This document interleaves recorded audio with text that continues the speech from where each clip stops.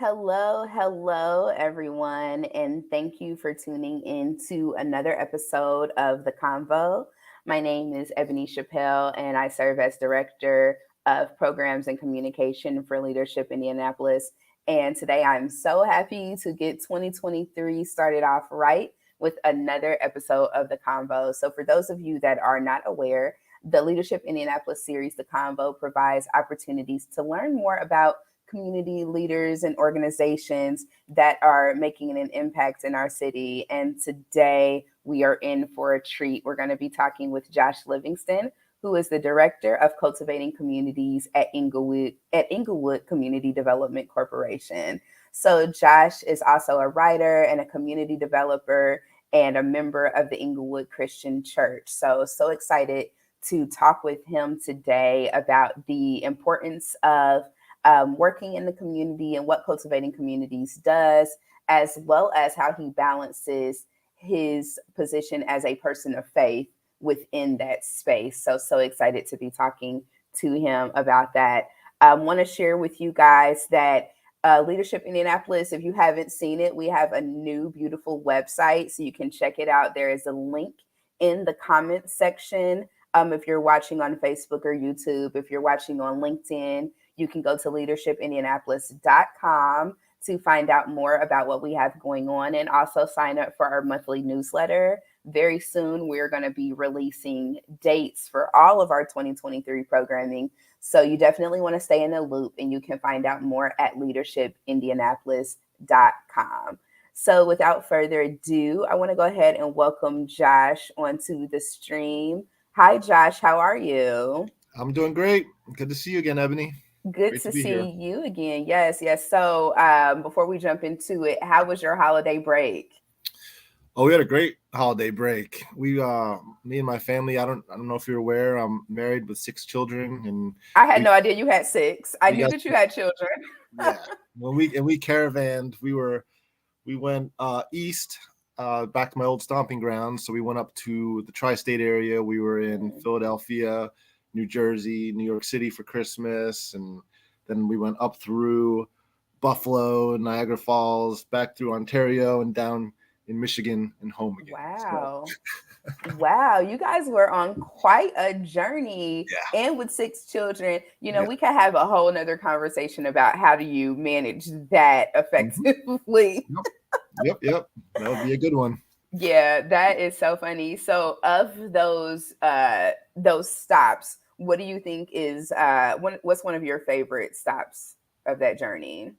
Um, So I would say, New York City is one of my favorite cities on the planet, Mhm. and a big part of my childhood. I would say that we had a stop over the Christmas break with some real dear friends of ours at the Bruderhof communities. And if you're not familiar with them, they are uh, a church in the Anabaptist tradition that was started in Germany in the 1920s, and they have a full common purse community there. So they're very much kind of like in the Mennonite, almost Amish tradition, but they're fully wired and Okay. connected. They're online and everything, but they're a community of folks who have truly given away everything for the sake of living for the kingdom of God. And there's very few places on the earth where you see that level of shared life. And so we were Mm, participating in their community for a few days, and they're dear friends of ours. So, and of our wow. churches.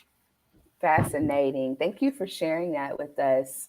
So, on that topic of community, I want to open up the floor for you to tell us a little bit about your work with Englewood CDC for those that are unfamiliar with Englewood and also unfamiliar with what a CDC does in a community.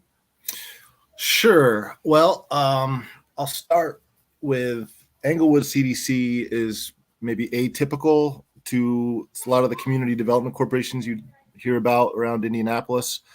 First and foremost, a member of Englewood Christian Church and also a neighbor of the Englewood neighborhood. And along with many other members of our church, we're residents right here in kind of a 4 block radius. And our work in our neighborhood and our community is primarily about being a participating member of our church. And that doesn't mean just on Sunday mornings. It means as a part of a larger community that we share life with day in and day out.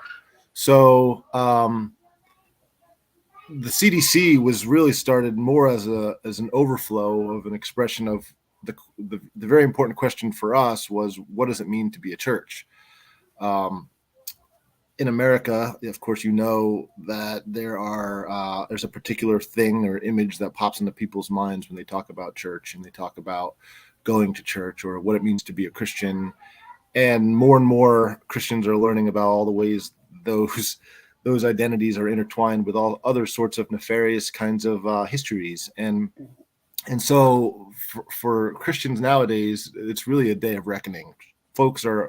Some folks are really wanting church to be the way it always used to be, before, say, the pandemic or before George Floyd or before the secularization of our culture. All these, kind of paradigm shifts, sea changes that are happening with regards to religious life in America. But the bottom line is there's a level of faithfulness, I think, that other parts of the church are really trying to lean into, not just kind of a privatized faith, but a very public faith that really cares about their neighbors, not just so that they can get them into the church doors, but that they can build a life of wonder and sustainability and beauty for the places around them. That's really what CDCs are about. I mean, community development corporations are historically about quality of life, about making spaces where it's easier for us to be good neighbors to one another. And that has everything to do with the built environment. It has everything to do with the infrastructure in a neighborhood. It has everything to do with the quality of housing and availability of housing and its affordability, of jobs, of the economic vitality and mobility of residents. And we know that all of these things are intertwined. Education, transportation, all the things of everyday life are essentially what a CDC is concerned about. And for us in particular, when our church began to reimagine what Jesus talked about when he talked about the kingdom of God, it was a silly and subtle realization that what Jesus was talking about was a reconciling of everything, of all manner of life, everyday life, so to speak. So the business of the church is not just our private religious lives or our privately held convictions or our beliefs or our doctrines. It's about the well-being and the care and the love of neighbors and neighborhoods all around us. So thank you for sharing. And I know there are some people that may hear this and think, when we're talking about civic leadership and building communities and things, oftentimes the thought process is that the faith community needs to be separate from that, needs to be a completely separate thing than what's happening more, I guess to use your word, secular, what's happening in more secular parts of our community. But for you, why was it important, I guess I could say, for Englewood CDC to find a way to kind of bridge those two and bring them together? And how do you balance that, even dealing with people that maybe don't share the same faith as you? Yeah. So for one, it's really helpful to understand what secularization does. I mean, it co-ops the human imagination in some ways. And what it does is create a sense where human beings split their personalities in half between kind of a public persona and a private persona, or who we think we are, like behind closed doors, and then how we present ourselves in the world. So social media really kind of plays into this whole thing where you can essentially curate the person that you want to be to the public and live any kind of way you want to behind closed doors in the intimacy of your own home. And Christians all over the place are being, no pun intended, caught with their pants down because of this sort of mentality, because that's not what the faith is ultimately about. I mean, when Jesus walked the earth, there wasn't a thing called secularization. There wasn't a thing where our culture somehow split ourselves like that. And so being a part of a community of faith was inherently about living into the good of the public or the good of the commons. It was inherently about loving neighbor as much as it is caring for our own friends or our own church members. So, Jesus talks about, like, if you do good to your own family, what good is that? But can you really, love even your enemies? And yeah, so Christians are really called to, really not think with all these different categories and distinctions in their minds, whether other people are Christians or not, or whether they're of this faith or that faith, and then begin to somehow cater their behavior based on how they categorize different people. Like, that's all that's all kind of silliness. I think we're really just called to show genuine love, care for anyone, regardless of where they're coming from, and really to get to the bottom of why people act the way they do. Even the people that we would sit aside the opposite kind of political end of the spectrum, we can cultivate the insight needed to be able to try to figure out why a person does what they do, where they come from, and where they were raised, and all these things. So if we have the level of insight and understanding to do that, it becomes a little bit more easier to love our neighbors, I think. Yeah, yeah. So cultivating communities, this is a growing network of cohorts that are across the country or across the North America in general. But right here in Indianapolis, you all are doing some work. So tell us a little bit about what cultivating communities is and what some of the things are that you've accomplished so far. Sure. Yeah. It's a relatively new initiative. Again, started out of Englewood Community Development Corporation and our experience as a church community here. But we did get the opportunity through two separate Lilly Endowment grants over the past couple of years. And those are actually two different divisions of Lilly. One of them is the religion division, and the other one is the enhancing opportunity in Indianapolis. But both of those initiatives are being housed under what we're calling cultivating communities. On the national level, we're doing some work around what we're calling congregational formation. And by that, what we're talking about is really trying to understand on a theological and an imaginative level the ways that church in America and North America have been co-opted by things like secularization or capitalism or white supremacy, or all these things, to help churches understand what has shaped their theological imagination and has hence shaped their way of doing life, or their way of doing church. The ways that we've learned how to do church in America don't just drop out of thin air. They're informed by very specific patterns and habits and desires and dreams and fantasies of all different sorts of players. in theologically, people would call it, or biblically, powers and principalities. There are entities out there with very real agendas, and I don't just mean ethereal floating demons. I mean big business, and I mean economic investment, and any number of ideological perspectives that are Different trying to, systemic structures and things yeah, like that in the community. that all plays a role in how church life is shaped. So helping our congregations navigate that, help them to understand that, help them to take a step back and realize why we do what we do. That's a big part of our work. The other part of our work is more grounded. It's more about churches moving from sort of privatized religious institutions into real public contributors, real parts of neighborhoods that are already at work. So typically, and this is the sort of the work that we're really leaning into here locally in Indianapolis. Typically with churches, there's no church out there that says they don't want to be part of the community, or they don't want to be doing good work or doing outreach, so to speak. But the ways that churches enter into that work is what can sometimes be problematic or suspect. And the agenda there, a lot of the times people are reaching out because they want to, fundamentally change people in some way, change the way they believe, or bring them into their pews, or bring them behind the four walls and get them saved, or get them become members and contributors and paying tithes and things like that. And that has been the economic model of church in a lot of ways.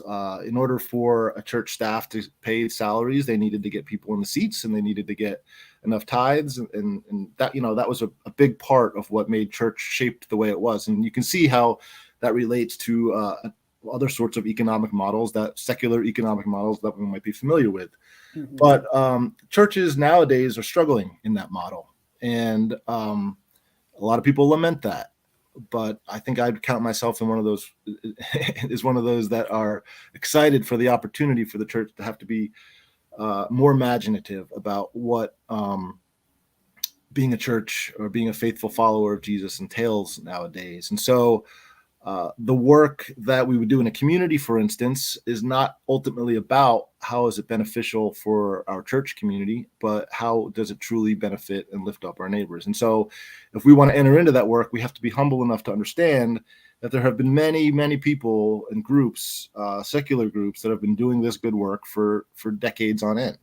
And so cultivating communities begins fundamentally with listening well to our neighbors and listening well to the ones that have gone before us and have done good work, and finding ways that the unique giftedness of church communities and faith communities can complement the work that's already happening on the ground. Churches, and the last thing I'll say about that is churches are a unique entity, and they bring unique gifts to community-based work, different from your community centers, your nonprofit organizations, or your neighborhood associations. Churches bring so there's a guy, Willie James Jennings, who I love to reference, what he calls the revolution of the intimate. There's the sense that members of church communities and church bodies have an ingrained knowing and being known that the world ultimately is reaching out for and longing for. And if we can somehow harness that practice of loving each other well to the point where it flows out into our neighborhoods, that's a real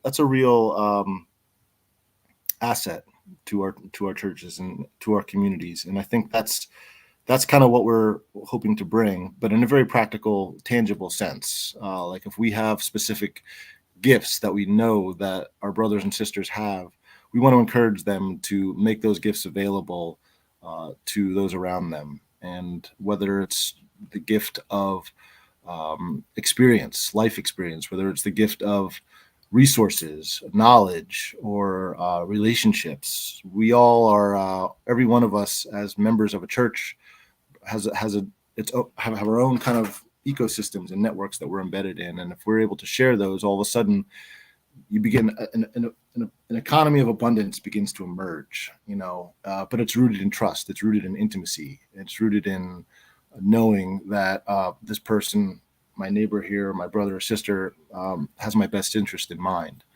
And that's rare these days.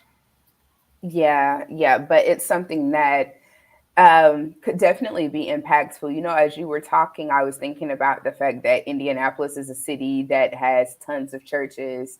When you go into certain neighborhoods, you'd be hard pressed to walk a couple of blocks without running into some church of some sort. So the fact that they are so prevalent makes sense that they would also be engaged in and involved with the community in a very real way, have an understanding for how work is done in those communities, and then participate and encourage other people to participate as well. So I think it's very, very powerful and a good way of thinking about things. I know that Cultivating Communities is still new and you guys are still building up. But when you think about collaboration, are there any particular examples of collaboration from 2022 that stick out to you that you would like to share? As well as things for this year. We're just getting it started, but anything for 2023 that you are particularly excited about when it comes to the spirit of collaboration in your work? Yeah, well, the phase of the work that we're in right now is what really calls for collaboration. So we've been doing a lot of the past year and a half has been more about, how would you say it? Preparing the churches that we're working with. So there's a cohort of 7 churches that we are kind of in a group together with. And a lot of that work has been more of kind of the thinking through and preparing ourselves to enter into community work with a different lens and a different perspective, kind of like what I was referencing before. So if churches are looking to make a shift to be really community-based, it would be good to understand where they came from and what has shaped them so far. It it would be good to understand who they are with related to the very practical gifts, like I mentioned. So what strengths do they bring to the table? But they also need to know and understand whose space they're entering into, and who are the stakeholders, and who are the people that you need to be talking to, and who are the ones that have already done some planning. Like, we hope to be doing some neighborhood planning, but we also realize that there are many plans already out there that people have been working, your quality of life plans, your great places plans. So it's going to be really critical that we all do our homework to know what's already working out there, and then we can bring our unique skill sets to fill gaps or to support what's already happening. So I'll just say, very broadly speaking, there are many. We got about 20 to 25 community development and faith community partners that have signed on to kind of say, hey, we're going to make our resources and what we do available to the churches involved with cultivating communities. I'm so thankful for them. Just off the top of my head, we have folks from INHP and INRC and IU Health, and then we have some smaller entities like the Kepler Institute has been very helpful in thinking through things around community, and you have people like Keep Indianapolis Beautiful, and there are all sorts of different partners who are making themselves available. And being that this is a place-based initiative, each of these congregations is going to have to do the work of understanding who the players are in their vicinity. And some of them will include these partners that have already raised their hands, and others will be more emerging partners that maybe we haven't even touched on yet. But we're going to be on the far east side. We're in Hawville. We're on the far west side in West Indianapolis. We're a little bit here on the far east side and northwest. So we're all over the city, and so partnership really is only limited to the imagination that we have here. That's a really good spot to be in. So very, very excited for you all and the work that you're doing. Josh, as we wrap up, I'd love to ask this question to our guest. But when you reflect on your journey working with the Englewood CDC, and even, cultivating communities and building that up, when you reflect on all of that, what are some of the leadership lessons that had helped to guide you and push you along in your journey? If you could just think maybe of one, because I wouldn't have you sit and recall every single thing you've learned, but if there's one big thing that sticks out to you, what would that be? I would say what sticks out to me is more the biblical tradition of prophetic leadership. And for very practical reason, like the prophets didn't usually have a good success rate in what they did. And from one perspective, a lot of them just look like failures because they were killed. But that tradition is really important to me from a leadership perspective, because of the unique vantage point they have. For voices that are marginalized, they get the vantage point of looking at something a bit more objectively. They get to see how the systems that are at play that generally are normative for day in and day out everyday life work for some and don't work for others, and they can feel the ways that it doesn't work. And so to be able to have that sort of perspective, and then for a community of any sort, whether it's a church or neighborhood, to have the wisdom and the maturity to stop business as usual, to listen to a voice that makes us uncomfortable, or that goes against the grain, or that brings a completely different perspective, that's critical. If we lose the capacity to hear those voices, then we lose the capacity to move forward in a healthy way. Yeah, I think that's something that all of us that are involved in any level of community building, leadership, volunteer work, civic leadership, whatever, I think that piece right there is something that we can all take with us and move forward with, being open to hearing those different voices, and feeling comfortable with what it is that they have to share. We have a couple of comments. Thank you all for tuning in. Hi, Beth. Beth is Vice President at Leadership Indianapolis. Thank you for tuning in today. And we have a question from Paula Irvin, who is watching on LinkedIn. And Paula wants to know, can other churches join in with cultivating communities?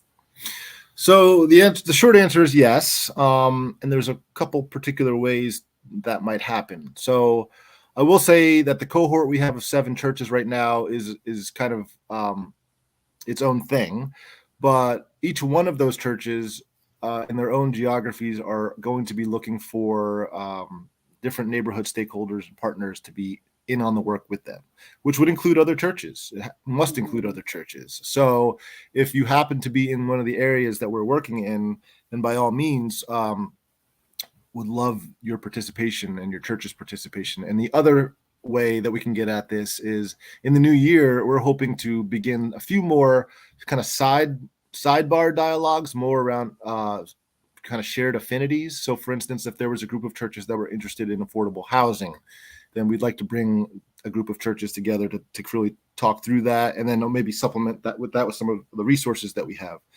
Or if churches want to talk about mental health, we could bring a group together like that. So if there's particular issues that are really salient for faith communities to explore together, we could go at it that way too. Excellent. Well, thank you so much, Josh. I've put up on the screen for people that want to learn more, you can visit cultivatingcommunities.com.